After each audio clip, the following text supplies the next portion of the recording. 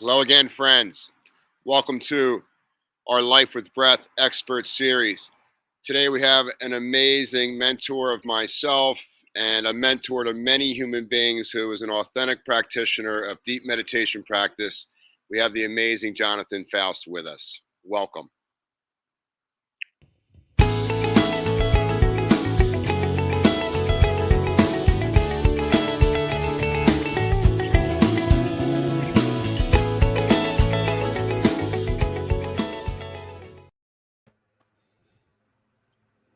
Hello again, friends. And as we always begin these hours, let's take a little time to just connect with our breath, calm the nervous system, open the mind, open the heart, and then we can fully receive the information from our guest. So if you can, just let your eyes close, release and relax your low jaw, your mouth. Let go of any tension you might be aware of around the shoulders, upper chest. And then shift your mental awareness in a relaxed way to the ingoing flow of energy coming in and out through your nostrils.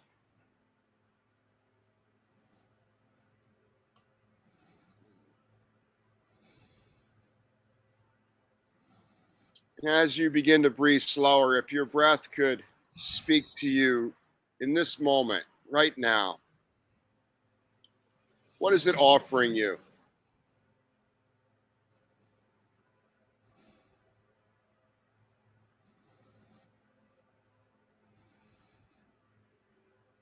You might notice that the pace of your breath is closely linked to the pace of the movie you're watching in your mind.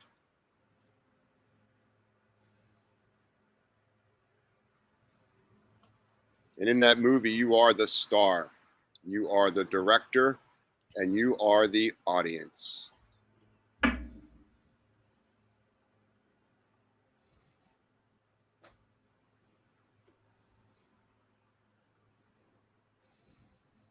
For those of you familiar with the ocean sounding breath, the ujjayi breathing technique, maybe bringing up a sound in the throat to anchor the mind, to tether the mind in the beauty of your heart, the beauty of your spine.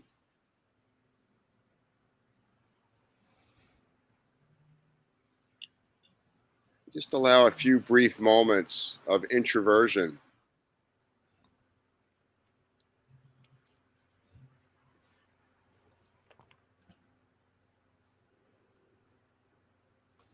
And as you slow that inhale, steady the mental activity.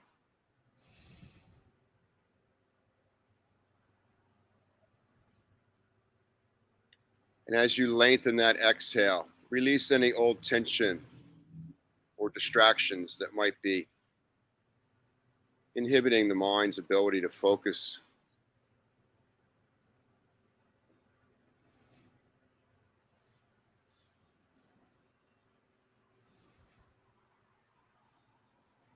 If this is comfortable for you and you would enjoy maybe a little deeper experience, I invite you to hold the breath in and out for a couple seconds after the inhale is complete and after the exhale is complete.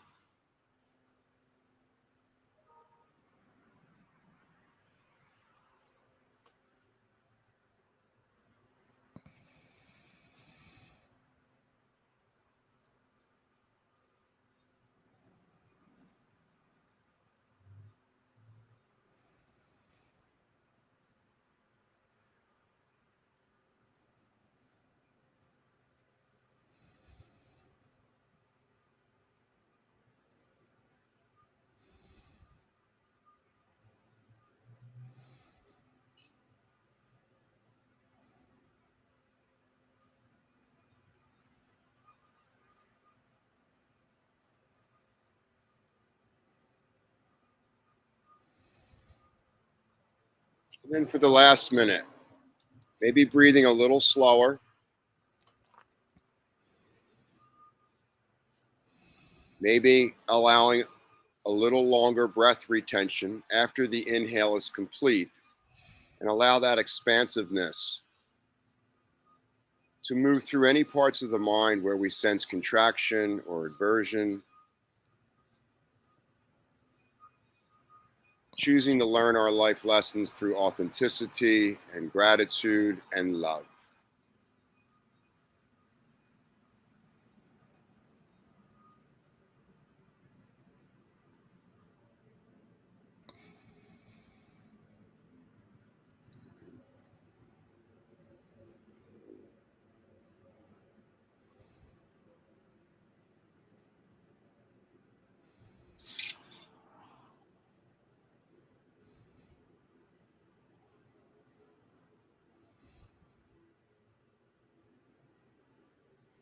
Jonathan, do you want to take it from here?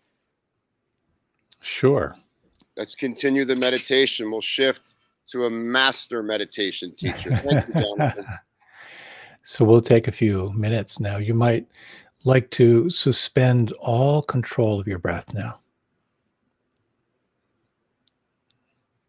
And feel the breath absolutely unrestricted and free-flowing.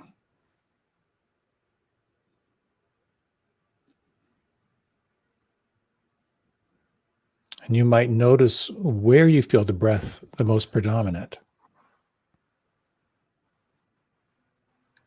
And for these next few moments, since if you can just simply track what the breath feels like on the inside.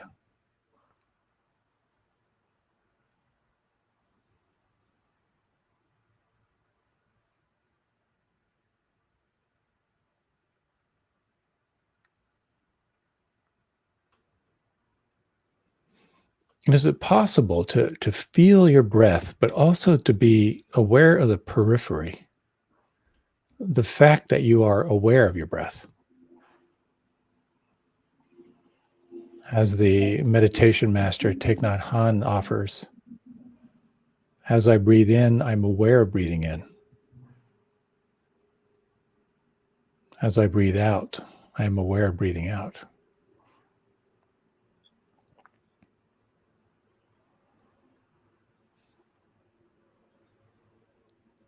And you might notice as you feel the breath in the foreground,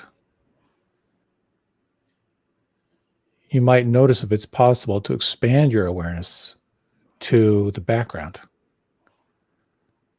Aware of everything that's moving and shifting and changing and sensing what some traditions call taking the seat of the witness. Non-judging, non-preferential awareness.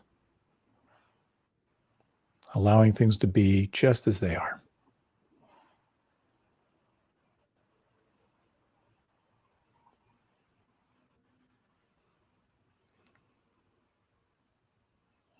And in this final minute, you might inquire, is there anything right now that could soften or relax or let go?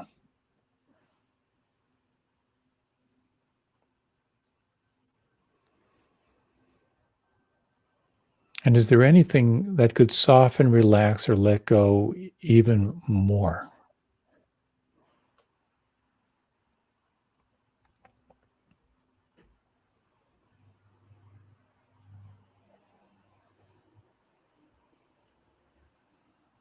Now you might very gently, again, sense the breath from the inside and notice what happens if you lengthen the breath just a little bit. Softening on the out-breath and just noting the quality of presence, noting what may have shifted in these last minutes of turning your awareness inward.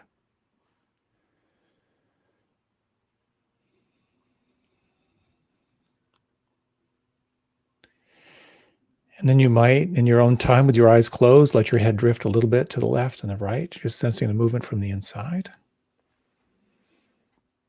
You might like to reach your arms up overhead. One of my favorite state-changing practices is to imagine you're in a TV commercial, smiling like they do when they wake up in the morning. Love it. And when you're ready, you can open your eyes. I love it. That was great. Thank you so much for taking that baton there and running so skillfully. Well, it just reminded me so much of our years in the ashram of, all the different breathing techniques, we used and how profound they are for shifting our states. That's juicy. For me, about 25 years ago when we first met, I had no awareness about movement or focusing the mind or controlling my breath. And being kind of an energy junkie, the first thing I noticed about the breath was that it brought me into my body right away. Like I was in this present moment, maybe not in the best mental state, but I was at least feeling like I was getting somewhere, if there's any place even to go. But it felt like improvement from where I was prior to that in my life. When you first got started, I mean, your history goes way back. When you first got started in the ashram, were you attracted immediately to meditation? Because I've seen you do asana before and you can rip. But were you attracted immediately to the mind? I was. My initial attraction was meditation. When I moved into the ashram, I think I just finished up. I was in the Peace Corps and I just stumbled in for the day, stayed for 24 years.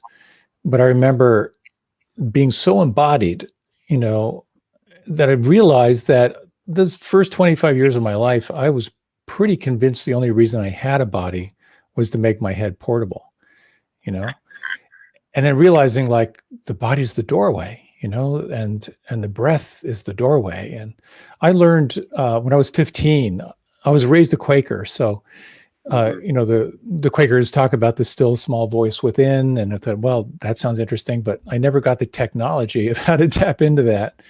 And then I learned transcendental meditation when I was 15. It was like from the first moment, it was like, I'm going to be doing this for the rest of my life. And so far, I have. So my attraction was meditation, but then the discovery of asana, of like purifying the body and strengthening the body mindfully. But then doing pranayama and realizing, oh my gosh, how I breathe is how I feel. And of course, back in those days, we really pushed the limits, doing lots of just pretty insane, pranayama techniques.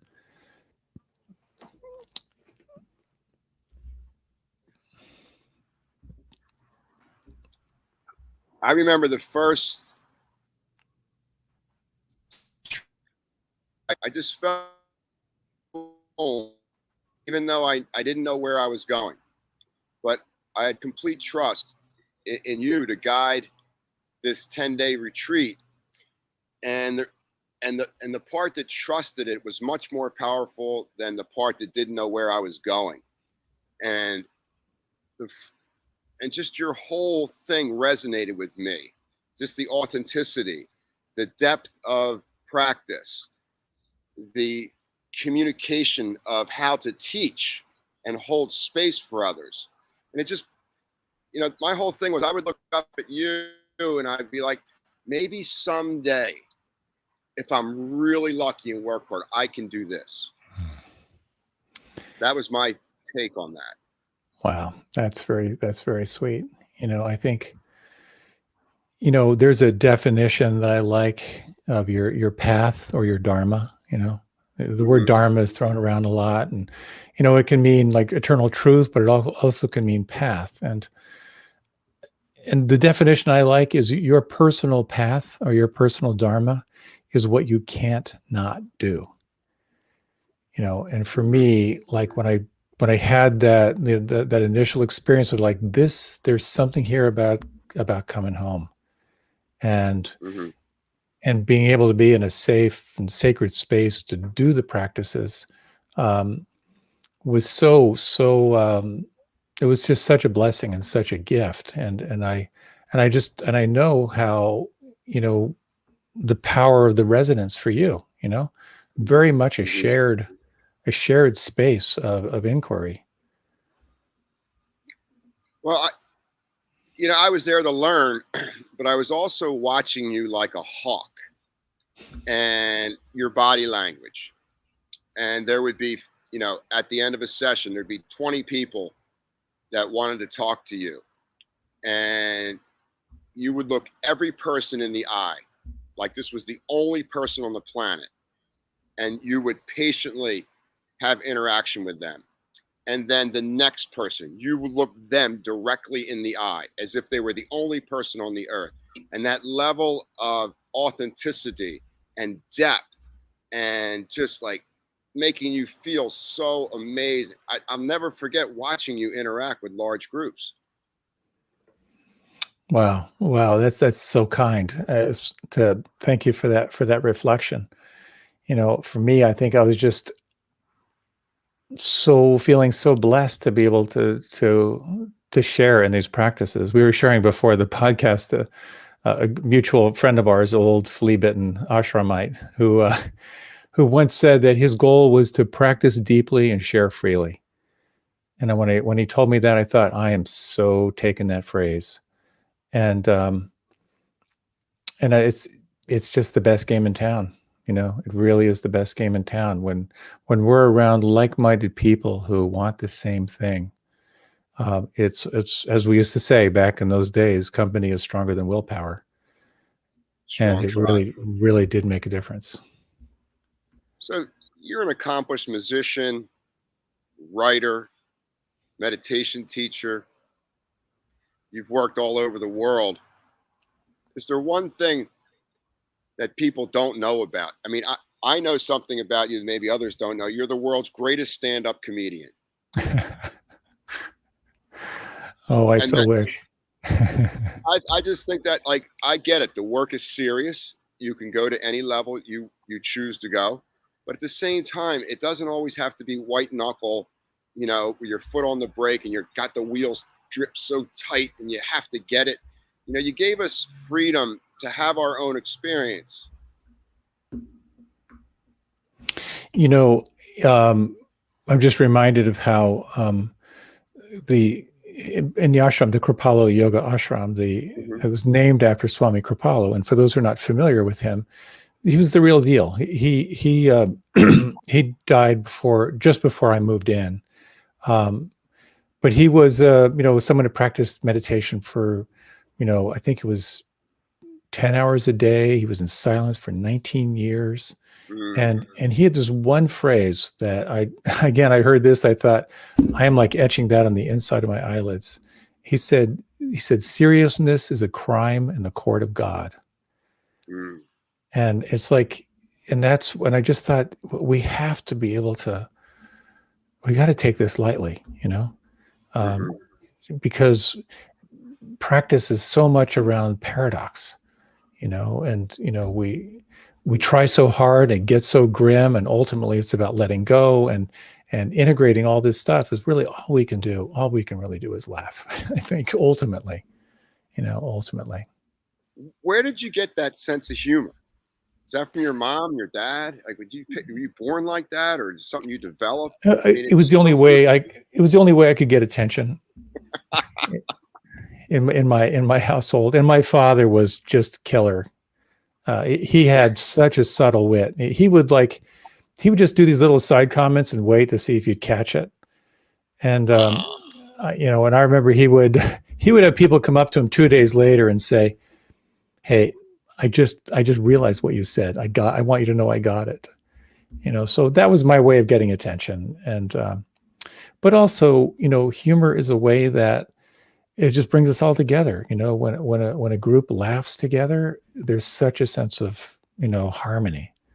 And so the shadow side was, I would sort of, in my family, with my own family dysfunction, I would try to use humor to, to kind of like heal things, which maybe wasn't the most skillful thing, but it's what I did and what I tried. It worked. It's great. I'm really glad to hear it.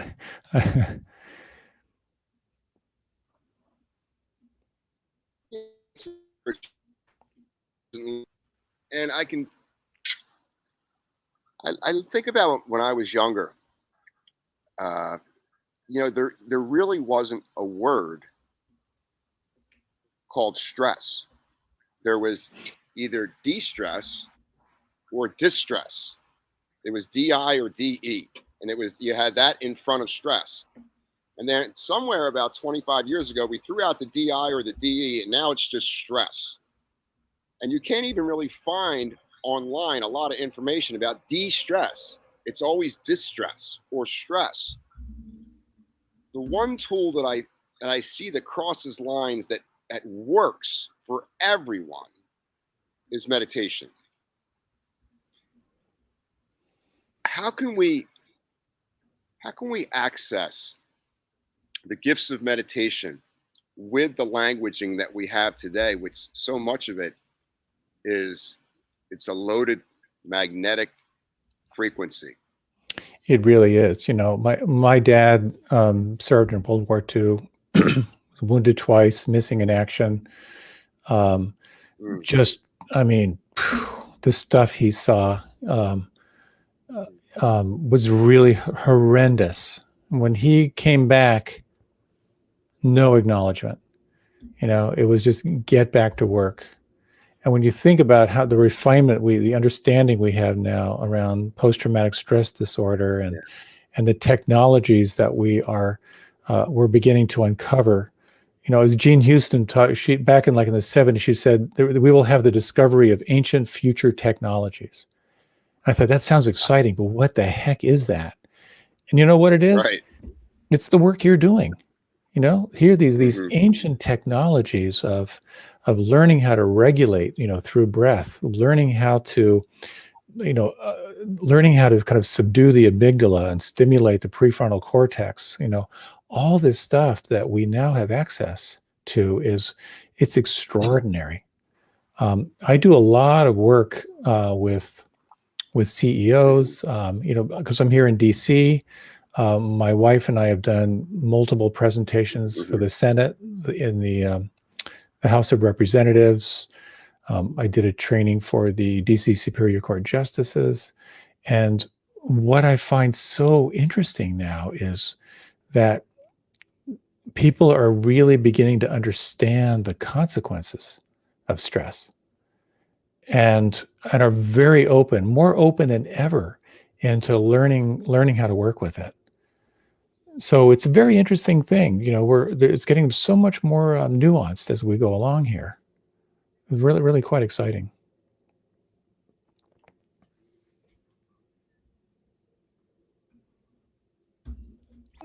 So I'm aware you're frozen right now on my screen, or you're being very, very still and very meditative.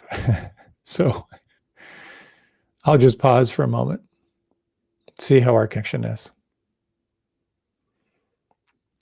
So it's me. It looks like we've lost Ed.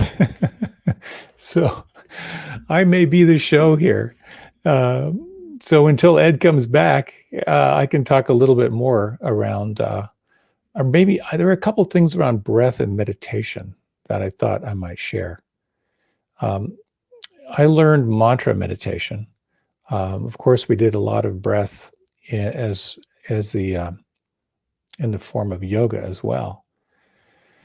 But I then became very influenced by working with, in the Buddhist tradition, mindfulness meditation, which uses breath kind of as the primary anchor. Of course, other other techniques are entirely possible. You can use sound as an anchor, as a way of coming back. You can use the feeling tone in your body as a way of coming back. But primarily, the breath becomes your doorway to really open and feel what's present. And so there are a couple ways you can work with the breath. And maybe until Ed comes back to join me, I can tell you a little bit about that. You may have explored how manipulating your breath can have very, very profound effect. When you slow down the breath, you begin to calm the nervous system. And as they say, the slower you go, the more you notice. So consciously slowing down your breath can be a very powerful way to kind of gather your attention. And in that way of exploring mindfulness meditation, you can use the breath as your way of coming back. In the Buddhist tradition, the breath is referred to as, in Pali, the original language of the Buddha, as Anapanasati. The word anapana means breath. The word sati means remember. And that becomes a critical word in meditation. Technical glitches. Hey, there you are. That was amazing. So you're freezing a little bit again, but shall we carry on? I would love that. Yeah. So while you were away, I was talking a little bit about using breath as an anchor in meditation, talking about what's referred to as anapanasati, which is really basically remembering the breath and how powerful that can be. Whew. And it works on the fly too. Yes, it does. It does. When you're leading the Monday night experiences online, you know, a few years ago, there really wasn't any online experiences. It was all face-to-face, retreat centered, one-on-ones. And you seem to make a seamless transition in the holding space for folks on your Monday night programs. It's so powerful. And kudos to you, because you made that step from face-to-face to virtual. I don't know how it was for you, but for the audience, amazing.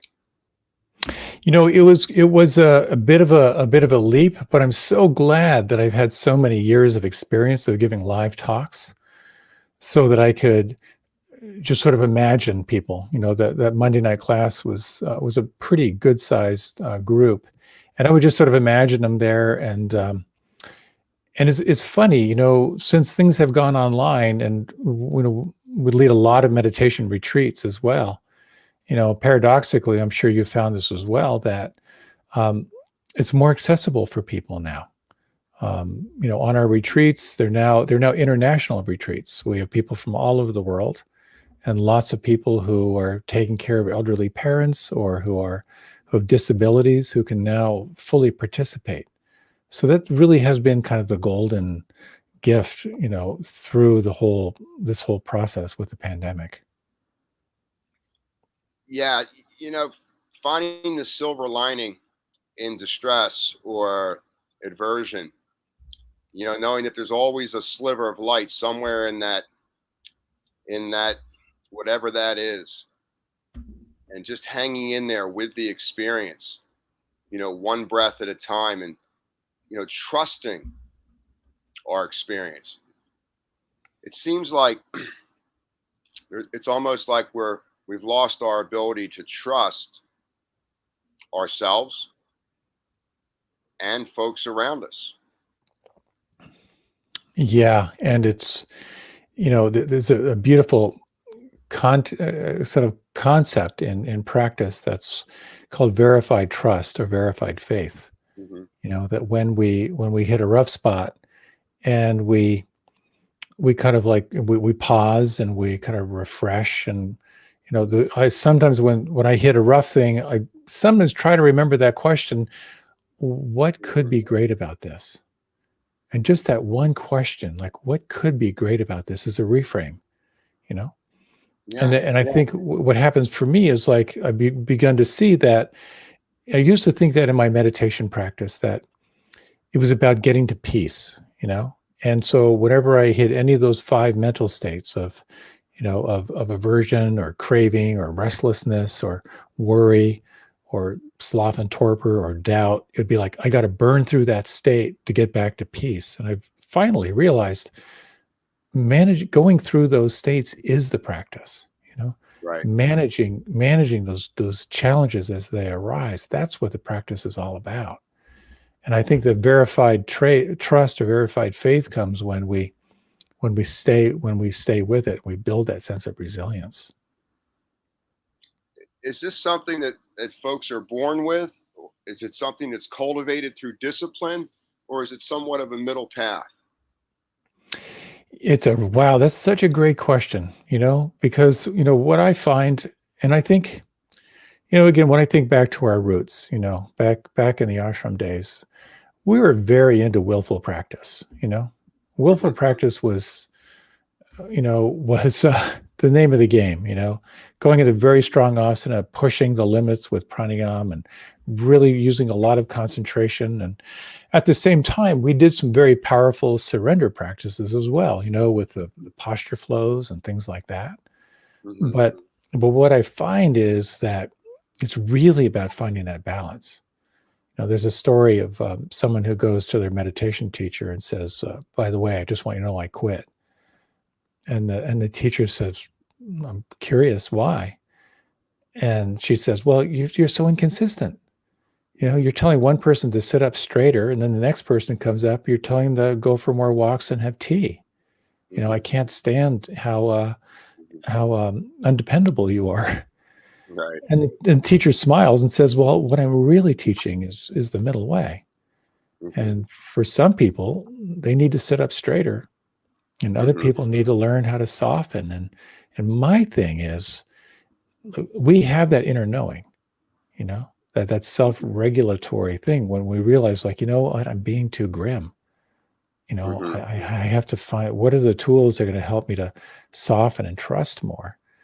And then we also have the inner knowing of, like, what, I could sit up a little straighter, you know, Hmm. I Hmm. could benefit from some discipline here. And, that middle way, it's a constantly moving target, Right. which is why, I think it all comes down to two questions, which is what exactly is happening right now, and how does this moment want me to be with it, and then to listen really deeply. I listened to your phrasing, your linguistics, the words. How important is it to monitor the phrasing that we're using internally, moment by moment, to improve our mental communication skills? As a teacher, or as a I just look at the fact that sometimes we just let the mind just be like a run on sentence, and we don't really pay attention to the words, the inflection, what the words might mean, and we're just letting the mind do its thing. And then there's the other way of where on the other end of the seesaw where we're looking at every syllable and how does that vibrate in my mind. And I think there's a space in between based on our level of interest at any given moment where we either monitor the mind or we don't monitor the mind and we just observe and witness. Yeah. Well, to quote again Swami Kripalu, he had a great line. He said, consider the next thing you're about to say and ask Hmm. yourself if it's an improvement on silence. Yeah. Yeah. And that slows me down really, really fast, and Yeah. I certainly noticed that for myself, is like when, being mindful of speech, that when I'm speaking from a place of stress and when I'm speaking from a place of ease, and that's where I love that thing around. It's like the thing about mindfulness is being aware of what's happening as it's happening. Hmm. Like, that's the Hmm. first part of the definition. And the second part of the definition is to be aware of your relationship to what's happening. Right. And to me, like, that's just it's so exquisite, because that's where we're self-monitoring, when we can realize, like, oh, my actions are coming, there's some strain here, there's some grasping, or there's some aversion. And Well, that's where that self-regulatory thing comes in. yeah, I've noticed you through the years, and one of the things I really appreciate is your efficiency. There's nothing wasted, nothing needs to be added. There's no extra steps, and there's a conservative approach to the energy where we're not just spewing energy out over, just to be heard. And I think that either you're efficient in your life, and physically, mentally, emotionally, spiritually, or you're not efficient. And when I see you run a program, there's an economy or an efficiency to the energy used that on the other end of the seesaw immediately creates more self-awareness. That's cool. That's cool. You know, it said that, like, they're two basic styles Mhm. in guiding. One one is directive, Mhm. you know, which is like close your eyes, Mhm. and the other one is invitational, which is Mhm. like if you like, or if it feels right, close your eyes. Mhm. And I hate being told what to do. Right. I just hate it. So my style is 100% invitational, and Beautiful. and you know, people make fun of that sometimes. You know, where, you know, I've heard some pretty intense skits done on my style of leading, but uh, my my my sense is like we have an invitation, we move in, and I'm very informed by, you know, while my roots are in yoga, Mhm. I've been very influenced by, you know, by Buddhist philosophy and Buddhist psychology, and I have no reason to call myself, you know, a Buddhist or a yogi or whatever, but allegedly, and all of this, everything the Buddha said is allegedly, because it wasn't written down till generations later. But he allegedly said on his deathbed, "Be a light unto yourself. Mhm. Do not look for teachers. Do not look for books. Do not look for scripture to tell you what is true." Mhm. And and he said, no one is going to save you.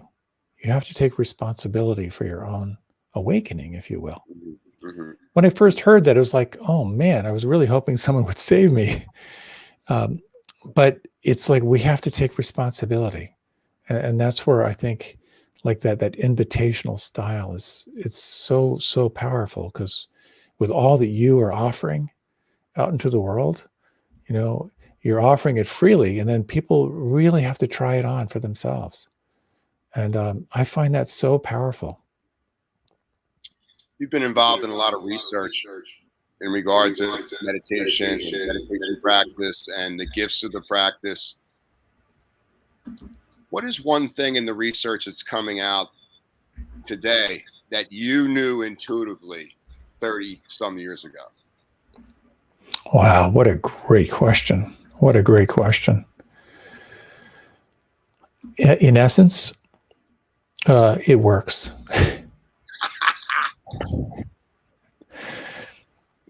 You just know it. Yeah, you just know it. There's just a resonance. It's like, you know, when you it's Ralph Waldo Emerson said, when someone experiences the truth, they'll never forget it.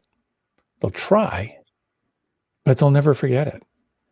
And what I love about all the years of, you know, being in the ashram and teaching, and the however many decades it's been since then, you know, I find that when we create these experiences where people can come into an authentic experience of themselves, that's when they say, oh, now I get what my rabbi was talking about, you know, Mhm. or like, oh, so that's what that teaching of Christ is all about. You know, it's it's like that eternal sense of truth that we tap into, that I find it's so thrilling. Mm. And so it's given me a lot of confidence, you know, to be able to go in and, you know, in front of a bunch of executives and to offer these experiences, um, because I just have deep faith that they work. And part of it, you know, I was contacted by the National Security Council to do some Mhm. to do a presentation, and this was Congratulations. when Lieutenant General McMaster was running it, Mhm. for the 2 weeks he was in charge. Um, and so they said, well, Lieutenant General McMaster signs off on all the training, so he wants a one pager from you. So I thought, oh my God, I got to put together a one pager for a a general. Mhm. And so Mhm. I thought, well, let me just see what the military has done. And so I did a bunch of, you know, just Googling for research. And I was blown away by how much research has been done by the government on the effect of mindfulness and troop cohesion and leadership. And so my one pager was like, well, you might want to check out these articles, and it was, it was instantly approved. So, Congratulations. having the science, that's why this practice is being underwritten by insurance companies. It's why it's being taught in the schools, because now we have this evidence-based proof that these practices will not only help you regulate your nervous system, but they'll give you more emotional equilibrium, more mental clarity. Your sense of intuition gets heightened. It really does. As Maharishi Mahesh Yogi had this one phrase, it's so cliche, and I just keep coming back to it. It's so corny. He would say, water the roots and enjoy the fruit. Right. And it's really true. It's really true. Yeah, I truly believe that we are all farmers in the deepest sense of the word, where we're all leaving seeds behind us, and we're just trying to leave a better field than how we found it. And I believe meditation practice is one of the really roots where we can have an appreciation that it's really not all about us. It's kind of like the bounty of the work that we're putting out there. And one of the great things that I find about meditation is, when everything's going well in life and you're having a great day, it's very easy to focus your attention. We're very habit-driven organisms. When we're having those rainy days, those days that we would prefer not be involved in, where we actually have the greatest opportunity to learn when the sun's not out. But I notice meditation gives us the ability to pull ourselves back to neutral on the days that we would classically in our egos say that would be unpleasant or unfruitful. What is your experience with that? Yeah. Well, one of the jokes I tell is how when you meditate, you'll feel better. And most people do. But you'll also feel your depression better, your sadness better, your anger better. You feel everything better. And I think what happens for many people is they start off with a meditation practice and you kind of pick the low-hanging fruit. You kind of realize like, oh my gosh, I feel so much better. I can't believe I was holding on to that issue. And then what happens is when you practice, and again, when you think of like that seat of the witness, non-judging awareness, like non-preferential awareness, what happens as you go deeper into your practice is that everything undigested in your life, everything unfelt and unseen in your life is going to make its way into center stage.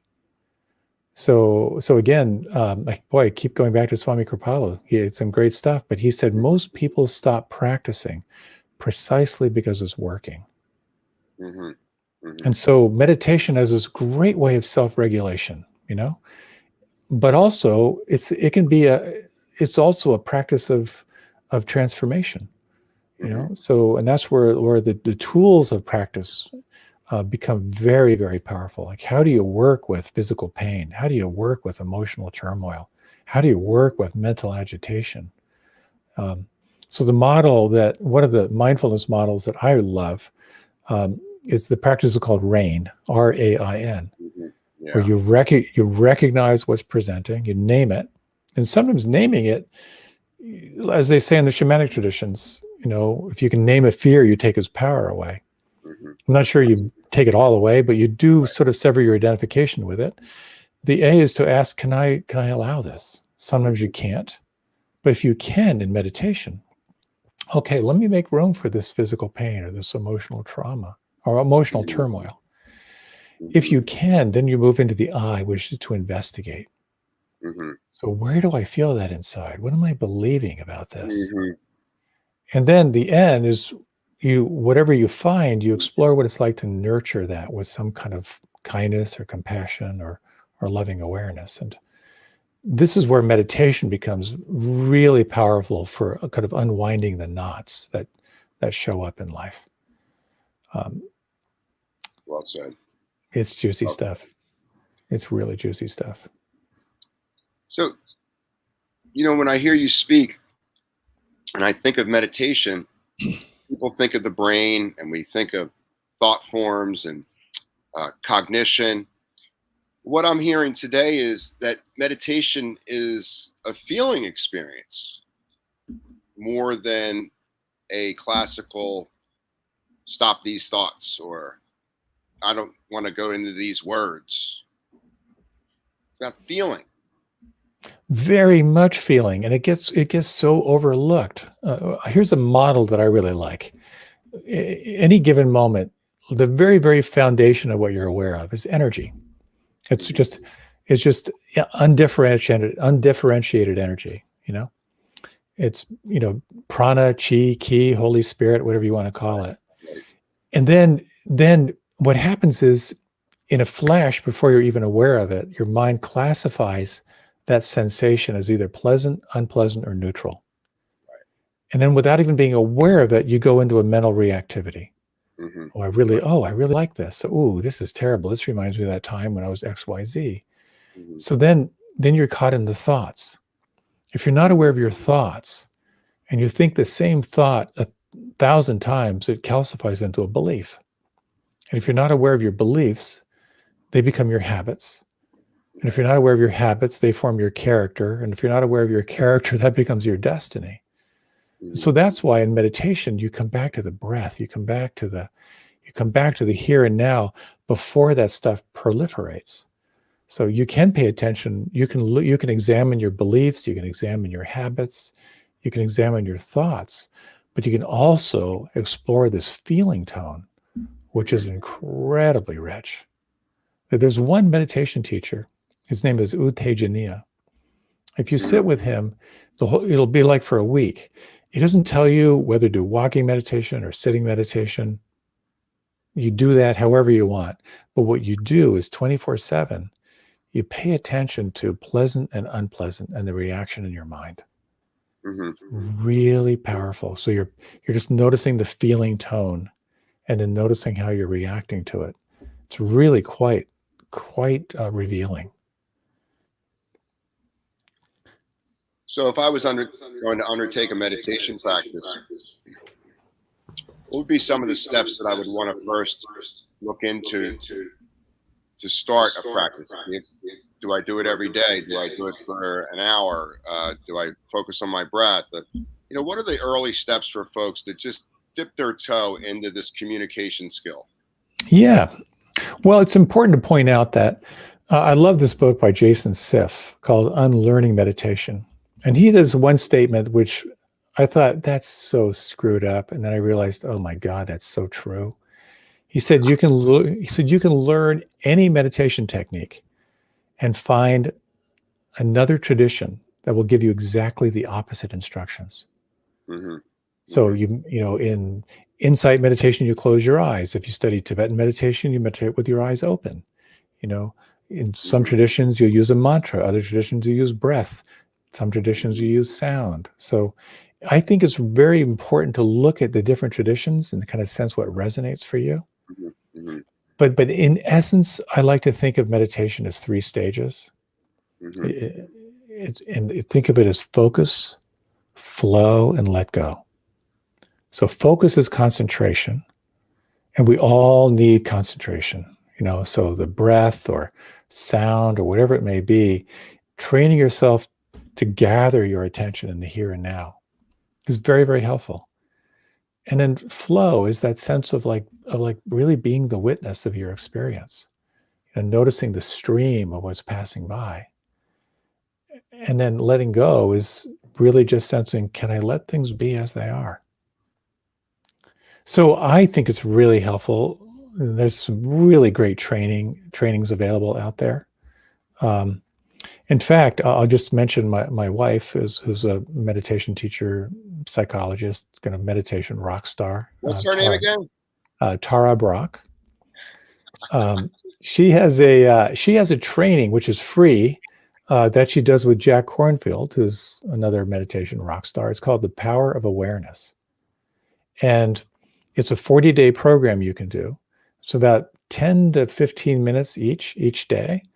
That gives you a little bit of an overview and a little bit of practice. And many people have found that to be really, really helpful.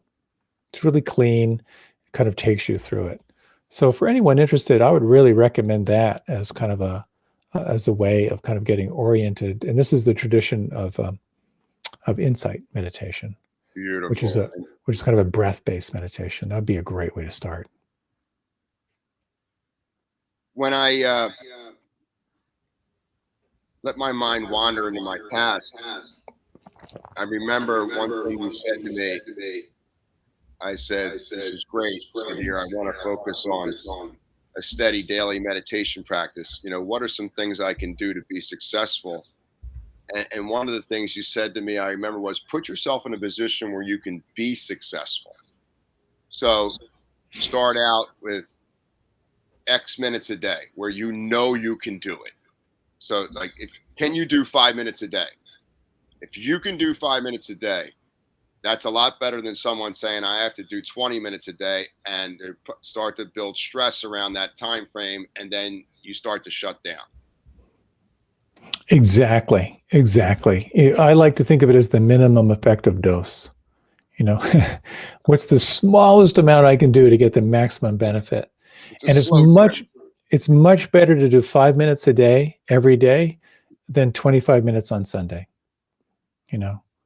So when I do my practice first thing, I just roll out of bed and I sit, because if I don't do it first thing, then it may not get done.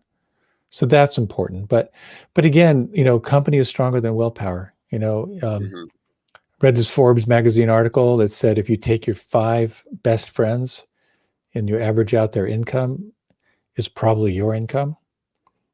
And when I read that, I thought, I need some new friends. But the point of the article is you resonate who you spend time with. Right. Who you hang out with is who you will resonate with. And for anyone interested in meditation, to find other people who are interested, or just one person who's interested, that's going to spark you and help you to kind of keep your practice, alive and vibrant, because it will be challenging. This is not an easy practice. Yeah, and I think folks being aware that when you do hit a wall, that is a wall of success. It's not a wall of it's not working out. Exactly. It's really kind of the fruit of your practice. It's taking you to yet another growth opportunity, really. And we are all such deep, layered human beings. You could practice every day for the rest of your life, and you'd still have stuff coming up for you. We're such a deeply layered organism. I love the analogy that when we're little kids, we're these hard drives without virus protection. Jeez. And so we're just picking up, our family of origins, point of view, all of those, our culture, all of that is sort of like just downloaded in our hard drive. And in many ways, meditation is sort of about defragging and deconditioning your hard drive to get back to that original sense. And we get glimpses of it. We get those glimpses of, like, those moments when you're not wanting anything other than what's here. Just those moments of peace. Those are powerful glimpses to have. And they're kind of what keeps us going. It really, when we're young, we have all this energy, but we have super low awareness. And then as we get older, we have all this awareness, but heck, we don't have the energy anymore. So where's the space in between? Well, it begins meeting someone like you. And finding like-minded people. Yeah. When folks are looking for support, how do they get a hold of Jonathan Foust? Well, I have a couple offerings. I do a weekly class, and that's live streamed on Monday nights, but it's also on Facebook and YouTube and all that good stuff. I do occasional retreats. I've been leading multiple week-long retreats for many, many years. I'm kind of stepping back from that now. But I do offer some some like day-long and half-day retreats, every year. So all that's available. I must have about 500 talks and guided meditations, and I also on Insight Timer, I have some guided meditations. And for those who are interested in meditation, Insight Timer is an app and a website where you can use it to time your own meditation. But there are tons and tons of guided meditations you can check out. So I do have some there that are might be helpful. Meditation is a modern ancient medicine, and it works, folks. And if you're looking for a tribe or you're looking to deepen your practice, I suggest getting with Jonathan on Monday night through the social media channels, or reach out to his website. It's just a plethora of information that works. It's time tested, it's proven. And Jonathan has a certain way of holding space for you where you'll feel deeply loved, deeply supported, and deeply connected to parts of ourselves that sometimes we feel fragmented from or isolated from. He's the real deal. He's changed my life. He's changed thousands of people's lives for the better. It's 100%. It's going to work. You just have to open that window a little bit and let his voice blow into it, and you will feel love that you were born with as you came out of your mother. So, Jonathan, thank you so much for your time today. My heart is just full being around you for an hour, and I wish you and Tara every success along the way. Thank you so much, Ed, and deep gratitude to you. I feel so blessed to have kind of shared a lot of this wacky path with you, and you and Wendy are an inspiration as to how you're just serving with such open hearts. So I'm a real pleasure to connect. Yeah, I'm so proud of you. Through all the adversity, this has not been easy. You've had a lot of peaks, had a couple non-peaks, and you know what? Sometimes nice guys finish first. And congratulations to you. Thank you. I feel so blessed. I really do. Hook up with Jonathan Foust, ladies and gentlemen. You will not be disappointed. Thank you very much, Jonathan. I look forward to continuing this conversation sometime in the future. Great. Thanks so much. Blessings. Thank you, brother.